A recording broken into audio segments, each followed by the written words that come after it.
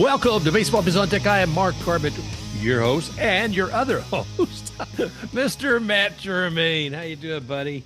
Brr. Winter meetings have me chilled but busy. My eyes are drying up. I'm reading so much action in the winter meetings. It's great. Well, I've seen you on Blue Sky, brother. Your fingers must be down to the bone nub. I mean, you're posting out a lot of different information there for us to stay in tune with all the changes with Rule 5s and trades. And my gosh, it's been insane, this winter meetings. Yeah, it's been a lot of fun. I think most teams are involved in something or dreaming about other things, and things are flying around a lot more than in previous years, I think, because, Scott Boras decided to allow his guys to sign early, and it's completely changed the feel and look of winter meetings. Yeah, I mean, I hate it when we're looking at the first week of spring training and there's still guys that were out there, last year and before that too, some of Boris's boys, and it just wasn't happening. We weren't seeing them picking their team or the team picking them prior to that. Yeah, and to be honest, it wasn't really fair to his, I wouldn't want to call him lesser, but the players that he was going to get signed for less money were getting a huge disadvantage because he was, through that entire period, he was still spending, a lot of the company's time on the higher end players trying to get their deals worked out over the time. And so he wasn't really focusing on a lot of the other players, or it didn't feel like that. And so a lot of them often were going on, unsigned all the way through the beginning of February and into spring training. When you're trying to sign a contract at that point, well, you're already behind the eight ball. And I think Blake Snell spoke of that this year when he started late. It really, really, really, really threw a wrench in his season. So it's good that he was able to work out of it, but not everybody can. And it's, it's their payday that they're missing out on, not Scott's. Yeah.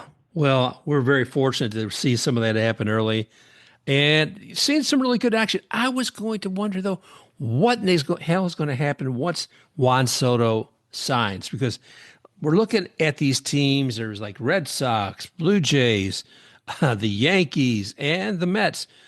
There may have been one or two more I don't know of who are really looking solidly at Juan Soto. But those people had to have something in their pocketbook to work with. And if they didn't get Soto, what were they going to do after that? But getting to Soto was the challenge. I don't know if anybody ever thought that we would see a $765 million contract with a player, but here it is. Yeah, I think we used to joke about it. It never seemed to be something that would become real. But I think the economics of the game, and I'll point to this. Nobody's really talking about it very much. I think the teams and MLB in general is making a bundle from gambling. And that's really opened up the coffers to push it up to another level, despite all the TV contract issues that they're having across the league. So I think that's what's really causing this big uptick. I think, had this happened without gambling being involved in MLB at all, I think you'd be looking more at a 400 million to 450 for Juan Soto. So he can thank the gamblers for the majority of the uptick in his contract. Yeah, I could see that because, my gosh, where did all this money come from?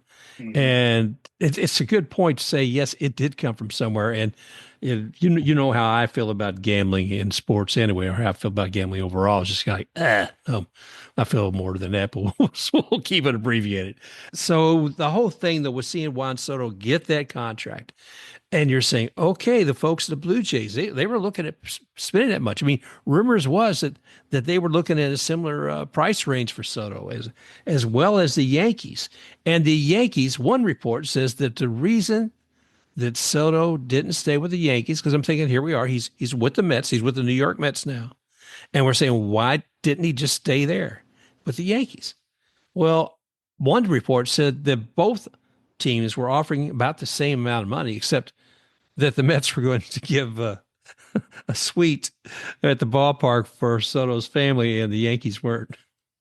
I think, yeah, that might be true to a degree, but I think Juan Soto wanted to be the guy.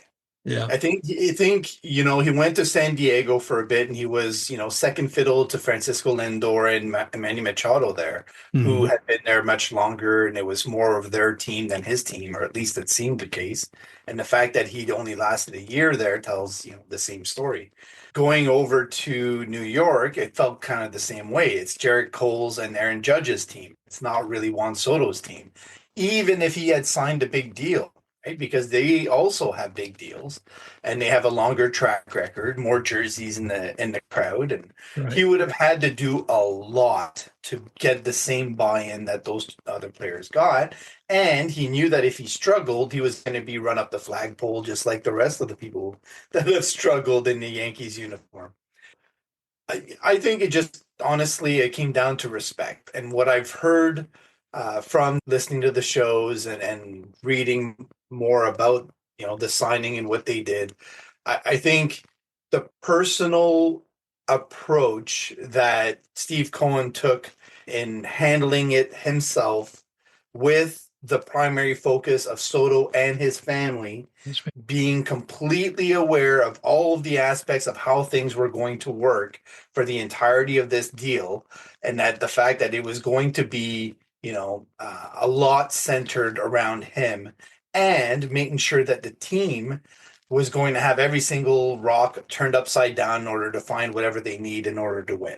So if you're told all those things and you're in a great market in New York for any marketing that you want to do, why would you say no? And to me, it's great to finally see, if you were to pick the two best smiles in MLB right now of all the players that are playing baseball right now, the two best smiles that when you see them on the field, they just look like kids, like Ken Griffey Jr. used to be, where they put the hat on backwards and they're just having fun, right? Juan Soto and Francisco Lindor are it. Like those two guys together and their moms are going to get along fantastically. Like they're just going to live it up. They're going to be, in Queens. They're going to be the queens of Queens. If I can put it that way. And it's going to be a wonderful thing, a shift in mental focus for New Yorkers, just because the empire can only, last for so long before it needs a a challenger. I guess that's the best way to put it. And to be honest, it'll make the Yankees better by having this rivalry with the Mets for everybody's attention span in New York. They're going to be driven to push their limits beyond what they otherwise would have. I would say the Yankees for a long time, like, I don't say a long time, for 5 to 7 years, depending on how you want to debate it, were a little bit lazy. Like they were able to kind of cruise control their way into playoff positions and not really focus on winning that World Series instead. Whereas now, when they know what the Mets are building and what they have, including Clay Holmes and Juan Soto, who were once with them, like they're forced into a corner to really attack the free agent and trade market as best they can. And they have already done that. And I see that. I see the need for the competition. I see that this will, build that strength of that Subway Series, and it will strengthen MLB. And you've got an American League team, a National League team in New York. You have a ferocity between those two teams, and the sense of that rivalry definitely, like I said, expands it beyond their divisions. It does all the way to the league. Now, I've talked with Lou Schiff all the time down, and we once or twice. You're not surprised I'm bringing him up here on the show, and he was a Mets fan before he was down there with the Marlins. He texted me saying, but we were talking about Soto. He says, Steve Cohen, I wish Steve Cohen owned every team because he believes that the Mets are supposed to be a charitable organization for the people of New York, and all he wants to do is win and doesn't care if he makes any money. I thought, wow. We all saw when Steve Cohen bought the Mets, we saw this guy, this billionaire, and we knew he was a fan first. And he was going to buy a daggone championship if he had to. And quite honestly, I didn't care if he did because I thought maybe it would get some other owners to get off the pot and spend some money for some decent players and cultivate some decent players. So I am so excited about Soto being with the Mets, and I am looking forward to seeing how that affects everything else. But talking about that with teams, what happened with the Blue Jays? I mean, if you're looking at spending that much money for Soto, what now are they going to do with supposedly that money they had in their pocket?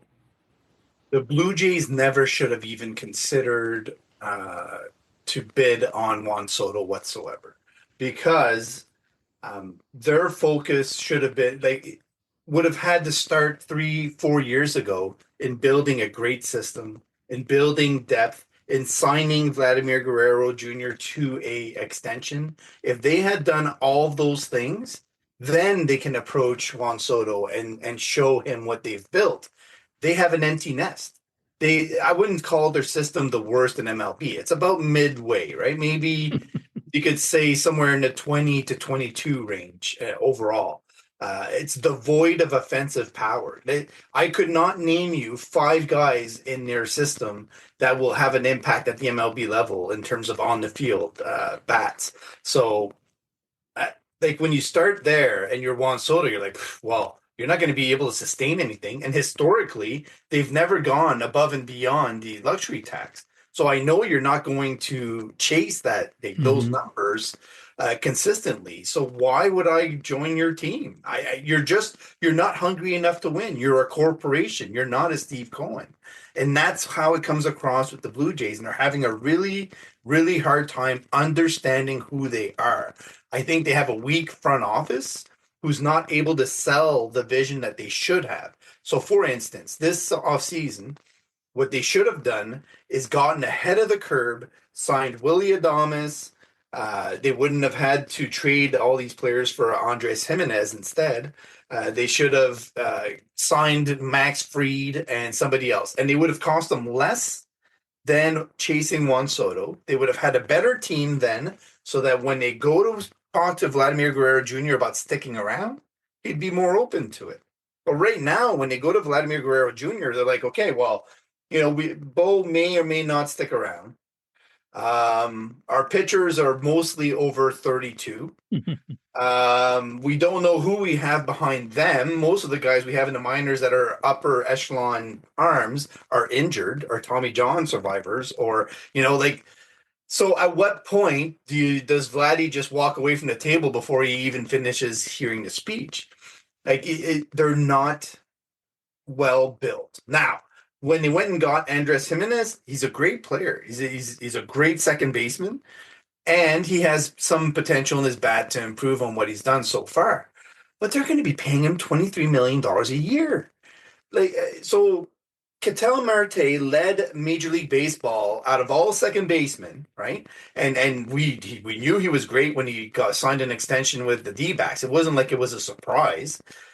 He was already one of the top 5, so they signed him, right? They're paying him $16 million a year. You're telling me you're going to pay uh, Andres Jimenez, who was at the 8th or 9th best second baseman in terms of FWAR, you're going to pay him, $7 million more than you're going to pay Ketel Marte? Like, why? Where that money should be going elsewhere, not to second base.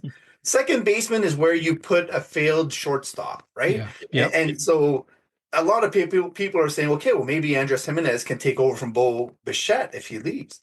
That I understand. And 23 million is less than what Bo Bichette would cost. But Andres Jimenez is not going to hit like Bo Bichette. No. Like, No. so what are you doing then? I don't understand the Blue Jays at all. I don't. And the way that I see it is you basically have gone the infield version of Dalton Varsho. Just an excellent defender. Great. Yeah, but how are you going to score runs? Well, I mean, and it's critical as you brought up too. If we're looking at Vladdy Jr., he's there till the World Series, and after that, he can say goodbye. And if they're not looking at building a strong team, if they're not, if there doesn't seem to be the commitment there, there was absolutely no reason Soto would have came. And I'm sure that if things don't change through this year, I think Vladdy will be gone, which is kind of sad because I mean, it's it's his country, right? I mean, he's a Canadian. He just got inducted to the Canadian Baseball Player Hall of Fame with the what was it, the Tip O'Neill Award, and they love him. The Blue Jays fans love him, and I'd hate to think to see that he would not be part of that team, but I, I can see at the end of the 2025 season him moving on. I'm hoping that two things happen. That the White Sox are sold to the Montreal ownership group, and that the first signing they make is Vladimir Guerrero Jr. Yeah. They go into Montreal and his hometown, and I was in the seats in the Olympic Stadium when he hit the walk-off winning home run in um, a preseason game against the Cards, and the ball landed like 10 feet away from me, and I was there with my dad, and we were just talking about how great it would be to have baseball back in Montreal. And I sincerely think that if Montreal was announced as a franchise, he would have an inkling to kind of say, yeah, you know what? If they're willing to pay me the contract and the value, I would consider going there. But it is sad. You're right. Like he should be a Blue Jay for life. They should make that commitment. They don't trust his body. They don't trust his mindset. They think that for some reason they can't build a team around him. Now, I don't know the positional aspect. Don't talk to me about body size, okay? David Ortiz was the face of the Red Sox for a long time. Kirby Puckett was the face of the Twins for a long time.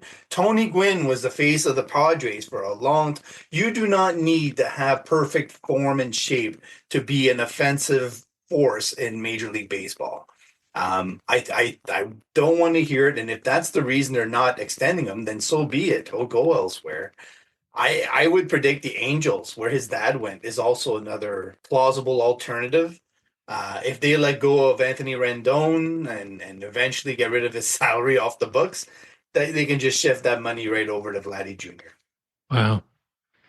All right. So now we know what happened with the Blue Jays, and we know that what happened with the Yankees as far as getting Soto.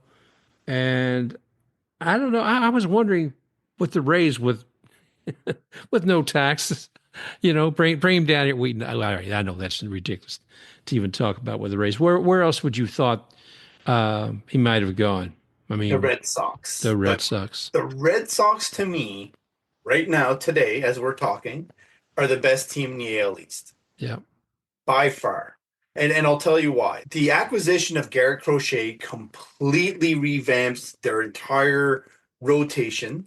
I think a lot of people are forgetting that Lucas Giolito is coming back from his injury, Yep. and he'll be ready to go with a full season. That's a significant addition. And the fact that they're both left-handed really sets their rotation up nicely. I think that they have an exciting outfield that is young, athletic. They go get the ball. They're very defensive minded and they're able to run the bases really well. And that's something that I think the Red Sox have needed for a long time. They needed to kind of get their guys moving and to be more of a threat on the bases when they have guys at the plate. I think Rafael Devers realizes who he is, and he'll probably end up at first base, and that they'll get more arm help, like whether it's Luis Castillo or somebody else for Tristan Casas, assuming that they do offload him. They're still talking about that right now, and rumors are coming out constantly about Tristan Casas. But all that to say that I really like Jaron Duran. I think he's one of the better leadoff hitters in the AL East right now. You're looking at Trevor Story coming back. Yoshida's great. Connor Wong was a great force behind the plate Oh for yeah. him. Oh yeah.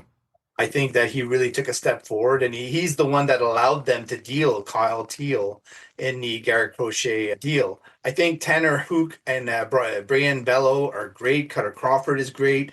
They also have Liam Hendricks and Aroldis Chapman now in the pen. So you've got your shutdown for the eighth and ninth. I think they've closed a lot of holes that they used to have, but the main reason is the depth. They've built the depth. They have Vaughn Grissom, who can go to AAA, he still has an option. They have Emmanuel Valdez. They have Marcelo Meyer, who's one of their best prospects in years, and an infielder that should be able to step right in to Major League Baseball when they need him. Assuming Trevor Story gets hurt, let's say, then which isn't far fetched. Meyer can step right in. They have Roman Anthony, who can go right into the outfield. He's MLB ready. There's no issues, right? They've covered every single position with a top end replacement. That's why I think that they are the force to be reckoned with in 2025 in the AL East. I honestly don't even know if it'll be close. Unless the Yankees plug up their holes offensively, I think that the Red Sox will be first, and the Yankees, Rays, and Orioles will be fighting for second through fourth. Now, the Yankees did make a commitment, I guess, post Soto, and that was bringing in a new pitcher. And we're talking about a gentleman who will be 31 years of age when 2025 season comes along. And we're talking about Mr. Max Fried. And he's going to be, let's see, with the contract, 218 million for 8 years. And you say, well, 31 years and old, and you're giving an 8-year contract. But you and I talk about this past a lot of times anyway, that you don't really necessarily expect at the end of that contract that player's going to be able to do what you hope they would. Sometimes they're actually paying that fee knowing that they need that player right now and they're looking for 3 or 4 really good years out of him. But when you're looking at Max Fried, I mean, we've had to face him off when he was with Atlanta back in 2020. And he had that short year. Let's see, um, hmm, he won 7 games, lost 0. Man was win-loss record 1,000. But wow. Since then, let's see, 2021, he's 14-7. 2022, same. 2023, I guess he was injured. He was 8-1. And last year he kind of broke even with 11-10. So I'm with that 11-10, I was a little concerned about what they may hope to get out of him for that 218 million. I think that more than likely you'll find Garrett Cole and Max Fried on IL for a significant period of time at the same time. When that happens, I'm not sure, but I know both of their stuff is diminishing. When you're looking at the peripherals of Max Fried's last 3 seasons, for instance, his whip's gone from 1.01 all the way up to 1.16. 1.16 is still outstanding. Do not get me wrong. But you tie that in with the FIP, which is fielder independent, and it also has gone up from 2.7 all the way up to 3.33. Still great. Do not get me wrong. But it is not as elite as it once was. So the question is then, are they paying for past performances or the future performances? So the thing is, the Yankees will be satisfied with what he did in 2024, regardless, right? 174 innings, gave them an ERA right around 3.2 to 3.3. That gives them a chance to win every single game because they expect to have a roster that can actually score runs. Having said that, who's protecting Aaron Judge right now in the lineup? You know, it's Austin Wells. Are they really going to go into? No, they're going to make some moves. There's something else that's going to happen. So the Yankees are going to change the way that they look. And that's why I say, okay, they've added Max Fried, but I don't think the rotation is completely set yet. I think you're going to see another change or two. They might trade Lewis Keel, for example, in a trade for Kyle Tucker. They're going to go and get somebody. That's why they signed Max Fried. It was more to free up one of their other pitchers for trades. I still don't believe they're going to stick around with Marcus Stroman unless they're really confident that he'll be able to bounce back after a really struggling year that he had. Like I said about the Red Sox, the Yankees have some guys that you can dream on that can help their rotation out. Will Warren, Clayton Beeter. They have a whole bunch of guys that are kind of, triple A to quad A guys that are ready to test MLB. But you know as well as I do, pitching in Yankee Stadium is not always evident. And a lot of those guys end up, in the pen for good reason because they they struggle to be as efficient as they were down in the minors. And a lot of times they end up dealt for, more established players. So I don't know where they're going to go. I like the Max Fried signing. I think it was essential. I think they know either Rodon or Cole are going to end up on IL, and at least then they have a better chance of having two of the three leading their staff. Um, but I don't know. It still feels like way too much money, and that they'll be paying for. I don't want to say nothing, but they'll be paying for to have him on IL for a significant Yeah. portion of that. Yeah, no, I'm with you right there. That's why I'm kind of curious. And then, I mean, you start looking at some of these aging players, but some of them have recreated themselves. And right now, I'm talking about Nate Eovaldi. That guy, I think he's had Tommy John twice, but his ability to be able to put the ball where he wants it these days, far exceeds the need for speed in and of itself. Now, I'm not saying he doesn't do it, and the man's been a workhorse. And let's see, I'm trying to see where he wound up. He signed. Where did he sign? But The Rangers. He's going that's back to the right. Rangers. Yeah. That's right. So I was so glad to see that because they love him there, and I know Bruce Bochy loves him there. So glad to see that still in place. But he has always been an amazing pitcher for me to watch because I feel like he has more control of that ball than most pitchers do. I think he can hit that, place it on the corners where he wants it. Yeah, the Rangers are going to pay more to have pitchers on IL than the Rays paid their entire 40-man roster. Uh, they just love to get those IL arms. They do. Oh, Lord. DeGrom was broken. They knew they took him in. It was just, the Max Scherzer. There's a bunch of other examples we can go through. But I think they're using the strength in numbers approach. They have a lot of young arms that can learn from these guys even when they're on the bench, and they're trying to build a winner. I like the move they made for Jake Berger as well. I think that's the guy that the Blue Jays should have gone after instead of Jimenez because he actually plays hard every day and he impacts the lineup every day.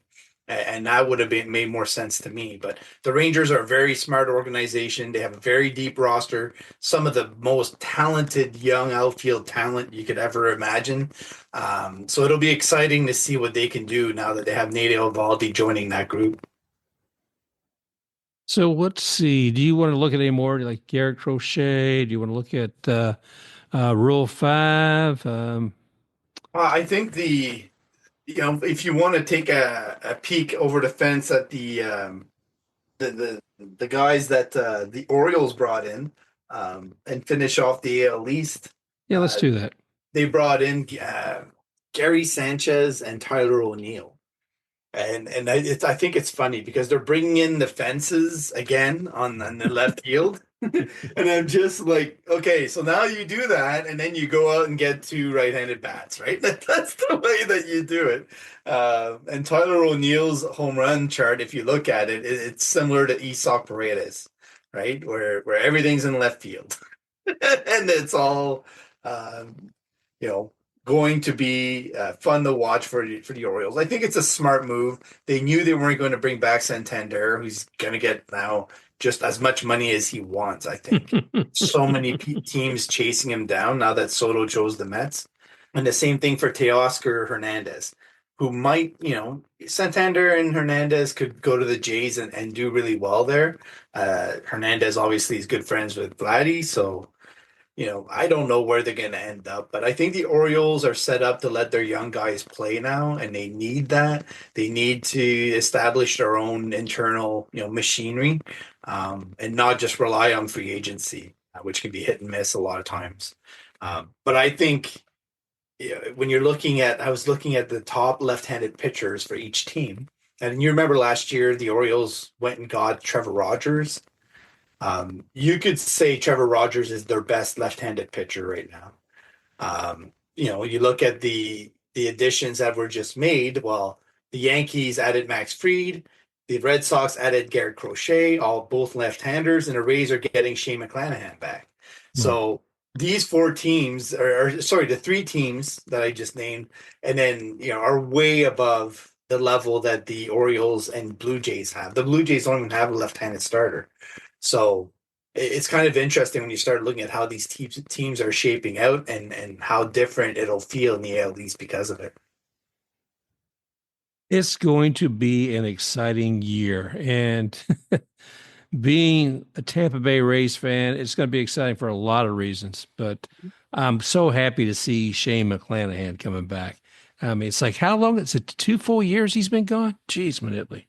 It feels like it, but it's almost like a blink of an eye. I still remember him throwing chairs around after his initial MLB start in the playoffs of all places, which I'll never understand. But the you know the timeline for Tommy John is usually a year and a half for a starter, and I think he'll be just a tiny bit beyond that when he takes the mound next year. Well, I'm going to be happy to see the man come back. That's for sure. I know a lot of us are. There's no doubt about that. So, Rule 5. Yes. Rule 5 draft today, boys and girls. And probably want to give a little explanation of what Rule 5 draft's about. Part of that is this is once a year where basically teams can pick one another's pockets for players for a price, both at a major league level and a minor league level. And correct me on any of this if or anywhere in here, Matt. But basically, there are players that basically are not secure. And if there's somebody you see on another team that you would like to have, this is your opportunity to get them. And if there's two levels, remind me, right? There's one at the major league level. And if you pick a player that's available on another team from there, you have to pay what, $100,000, I believe, to that team for that player. Yeah, there's a monetary cost. I think it changes on occasion, so I don't want to speak Yeah. out of turn and talk about an actual amount. But yeah, Well, there's a financial cost to it that the team needs to cover. And then part of it they will have to pay if they actually send them back as well. So yeah, I think from what I remember once upon a time is like you had to pay 50K to send them back, or maybe if the other team wanted them back. But that's one piece. So that's at the major league level. But mhm. then they have a round or two of that, and every team doesn't have to participate and select someone. Then they go into the minor league level, and then the cost per player is significantly less. So this year, this year, while there wasn't necessarily a whole lot taking place at the major league level on the Rule 5, I think they said the minor league, as far as picking up new players, it's like 68, 69 players. Wow. Yeah. And I just want to remind people why it exists, right?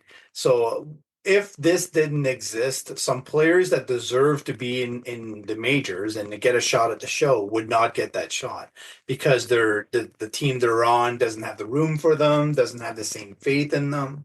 A lot of different reasons can go into it, but essentially this is meant to get players into the show and to give some of the teams that may not have as much talent all the way through to grab a few guys and take a few chances on some guys that team for whatever reason isn't willing to take a chance on.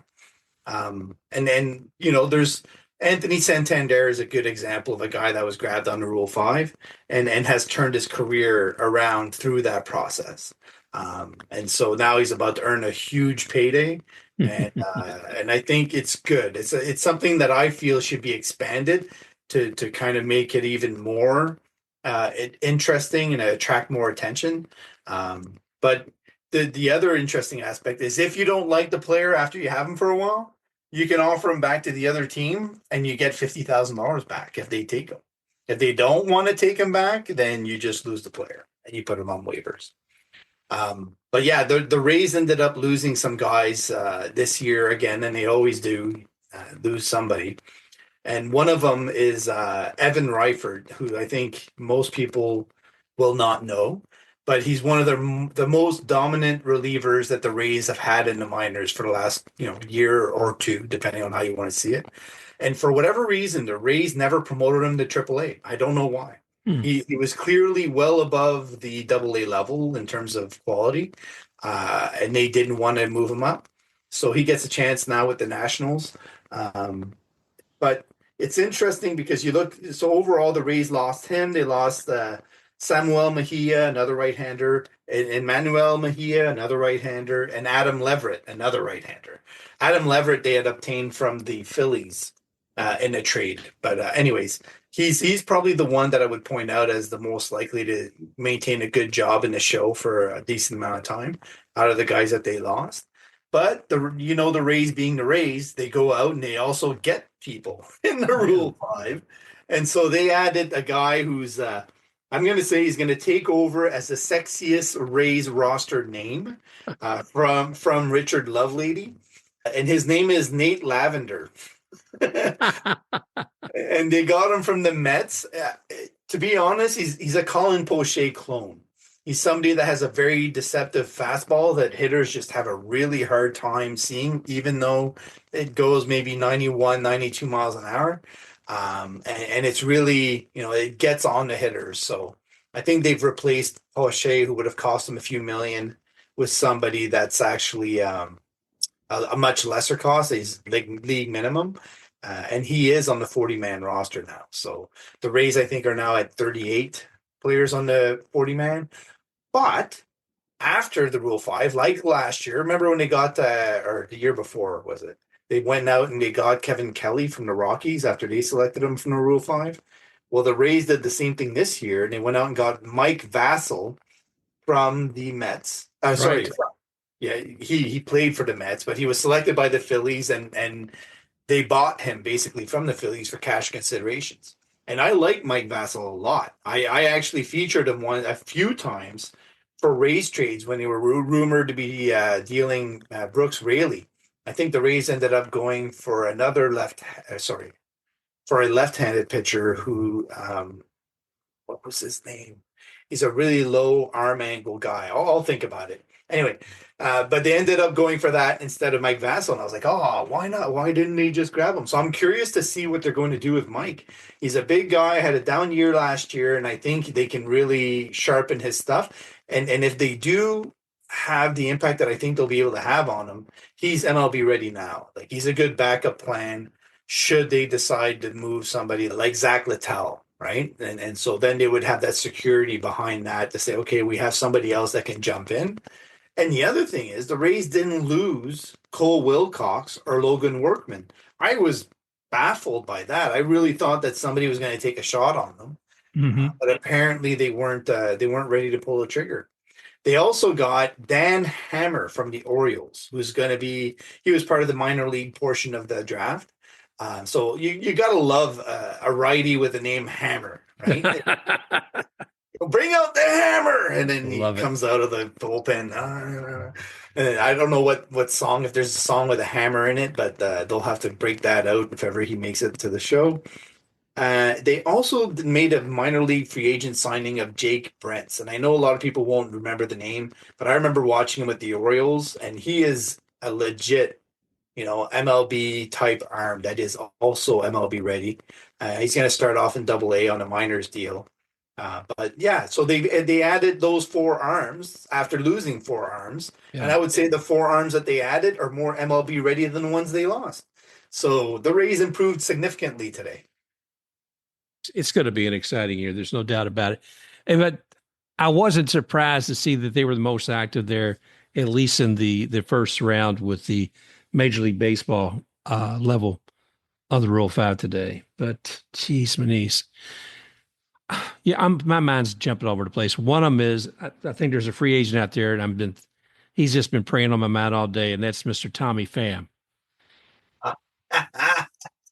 And Oh, yeah, he's yeah. the Pete Rose of this generation. Jeez. He's worked himself out of jobs constantly.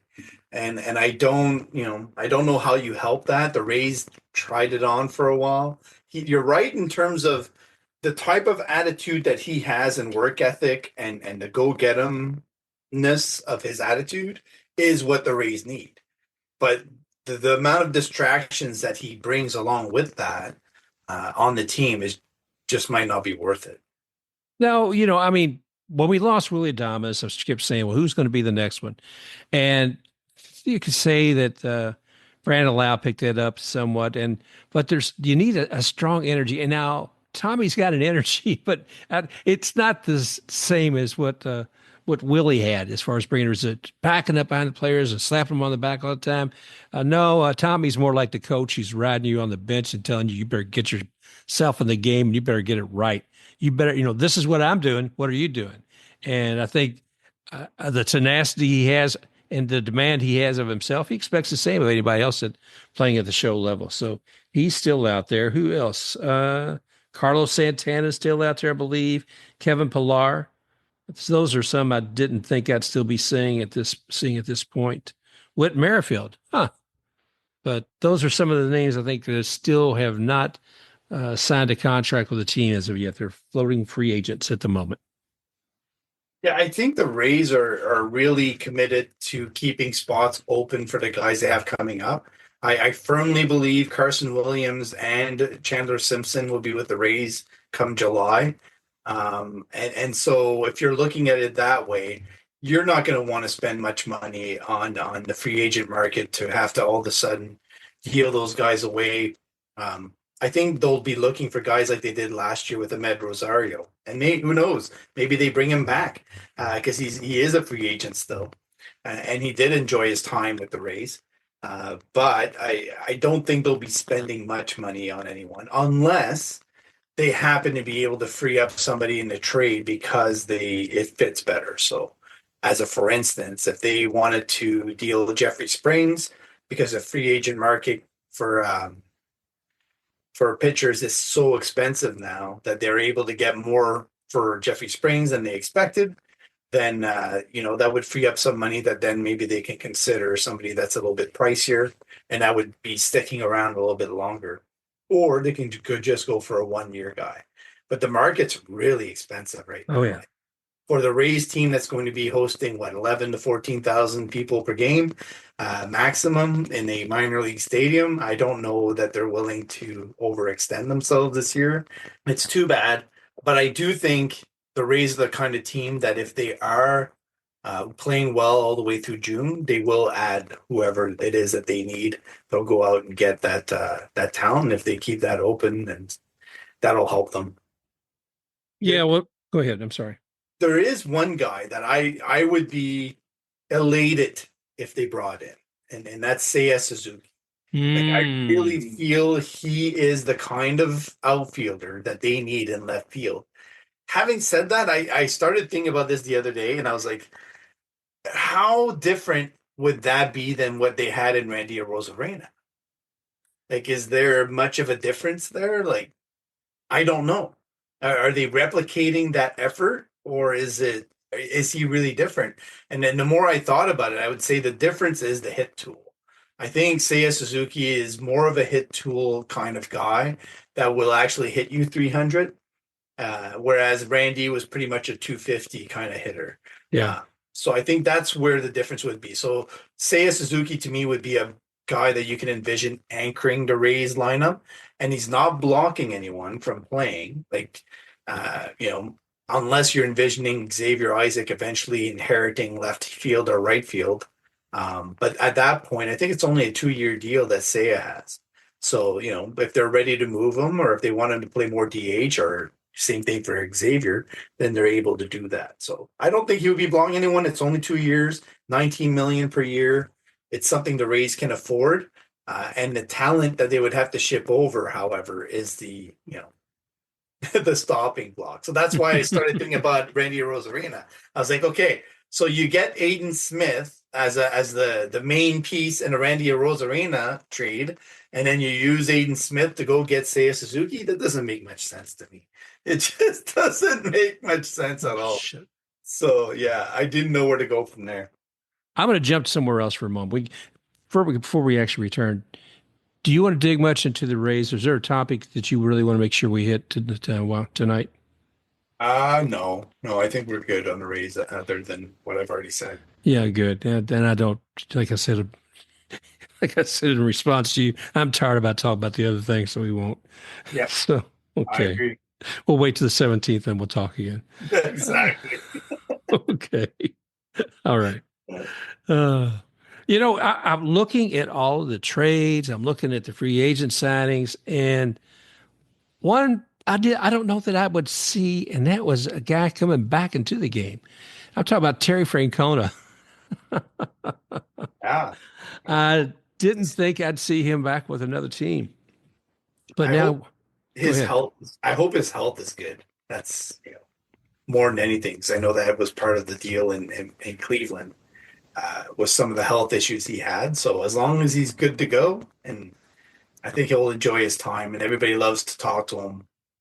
Oh, And what, Cincinnati's going to absolutely dig him. I mean, how can you not like Terry Francona? The man's he's a nut for one thing, and yeah, and you see how he and Kevin Cash pick on one another all the time. I mean, old friends and such. But I don't know. I didn't necessarily expect him to come back, and it wasn't because I thought health would be a thing that would keep him out. I thought he was ready to retire, but I guess not. so I think an interesting point to make here. The Rays have a lot of trades made with Cleveland, and a lot of it was because of the relationship Kevin Cash has with Terry Francona. So it'll be interesting to see if there's an uptick in trades between the Rays and the Reds now. I'm, I'll be curious to see how that plays out too, my friend. But geez, my knees. There's a couple of things kind of off the bend of what we'd normally talk about the show, but as you know, I'm delving more and more about what's happening with women in baseball. And I noticed that thinking about what people are getting paid and thinking about Soto, I was thinking about actually in basketball, Caitlin Clark. And saw that a rookie card of hers, sold the other day for $234,850. Wow, that is Yeah. that is crazy. I didn't know that. Yeah. And now take it, she's 22 years old now, and she's signed a contract worth $338,000. So she's going to be making more than the card, but it's going to take her 3 years to earn it. And yeah, you could say that at least it take her 2.5 years to make what it's going to get that card. It's insane. But we know a lot of players. She's getting a lot more, I think, in the name, image, and likeness. So we'll see how that does for her as well there. Another thing I want to mention too, as far as women in baseball, is MLB does a lot of different things. And one of them I know they're doing during the winter meetings is they have project or actually a forum called Take the Field, where a few days they have several women come in and they meet other baseball organizations. They have conversations with people who are in the industry, and people helps them find positions, whether it be looking in analytics, baseball operations, coaching, player development, scouting, umpiring, all these different roles, and hoping to grow diversity in Major League Baseball with more and more women in some of these roles. So we'll see how that plays out too. Let's see what else I had on here. But I wanted to mention too, we're going to have we had a couple of women on here a while back from the International Women's Baseball Center. One of them is Dr. Leslie Heafy, and she's over at Kent State. I'm going to try to get her back on the show, Matt, because while she was able to talk about the center, I didn't realize until this week she was actually on the Hall of Fame Eras Committee. She's a historian, but she was one of the folks who was, helping picking out Parker and Allen for this year's Hall of Fame on that. So that's a pretty neat one too. That's awesome. Yeah. Yep. I'm trying to think what other little nuggets I wanted to hit. We talked about Vladdy getting the Canadian O'Neill award for the Canada, and I'm really curious to see, you know, not getting too much into it, but Manfred was here in Tampa this past week, and I gotta wonder. We talked before about him retiring in 2030 and expansion, and I am going to be curious to see if we're looking at Nashville, if we're looking at Montreal, whether we're going to be looking at Salt Lake City. Um, I'm I'm curious to see where we wind up with all those possibilities in the future. Yeah, I think, you know, we can almost see the writing on the wall, but I know there'll be an announcement at some point. It's really hard to stand up a group out of the blue, right? A lot of the groundwork that needs to be done needs to be vetted and completed, and trust has to be built in. I think, there's a relationship that the owners have between themselves. And there's a reason why some people don't want certain owners in and other ones do. Um, but when you're looking around at which team has been vetted the most for a expansion team, the Montreal, because of the sister city concept that the Rays had going, got completely vetted. All their levels of government got vetted. The plans, the transportation, the whole gamut was vetted by Major League Baseball. I don't know if the ownership commitment to put a bid in for a new franchise. I don't feel personally, from what I heard after the sister city concept was squashed, I don't feel that that commitment is there from Stephen Bronfman. I think he sees it more as a hobby and a place to actually, filter some money and have, uh, the love, that he has for Major League Baseball and the Expos kind of feed into it. But I don't feel like it's the same kind of commitment as what you would get from Steve Cohen. Yeah. So Montreal is getting a brand new roof, however. It's $870 million roof on that stadium. So when you look at it that way, the investment that they would have to put in to renovate the inside, you could say 500 to 700 million. At that point, if you're purchasing a franchise from somebody else instead of bidding for a brand new one, I think the cost will be lower. If they were to purchase the White Sox I mentioned before, or another franchise, regardless of which one it is, it would probably be less than trying to outbid the Salt Lake City and Nashville for a franchise. So I think, to me, those three teams deserve, or those three cities deserve a team. I just don't know exactly how it happens. Um, you could say also that the Las Vegas move is not guaranteed yet. It seems to be heading in the right direction, but there's still hurdles to cross, same as there are for the Rays. So it'll be interesting to see how it shakes out. But I have a feeling that Montreal is going to get a team. They would not be spending $870 million on a new roof for no Right. reason. I feel like there's something else in the background in the works, and that the fact that the government paid for that on their own without any team interest whatsoever is just a telltale sign to me. Along with improving the metro system and the transportation to the stadium to add on to that. Salt Lake City to me is the most automatic. I think regardless, they get an expansion team. I know Nashville is great. Maybe they get the move franchise. I don't know. But I feel like Salt Lake, in terms of a sports environment and what they were building and the uniqueness of their franchises that they have there and all the network that they have to build into it, I just think there'll be a seamless transition, and they need another presence in the center of the United States. Like, it can't just all be, one, two, three, four teams. They need a little bit more coverage, is the best way to put it, and some better rivalries for those teams as well. Well, I see expansion as a great thing, and I hope that hope Rob does see it about 2030 because I'd like to see that too. And any other nuggets you would like to drop about Winter Meetings Week? I just can't believe the money. You know, you're talking about two players adding up to $1 billion. So, or just under.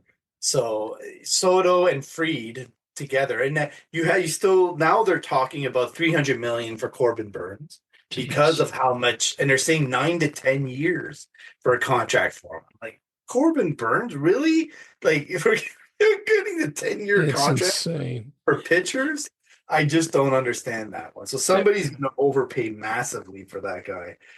So yeah, just the money in baseball and the ridiculousness of it all, and at the same time, I'm also curious about some of the trades that are still pending, like Nolan Arenado. Where is he going to go? He gave a yeah. list of 6 teams.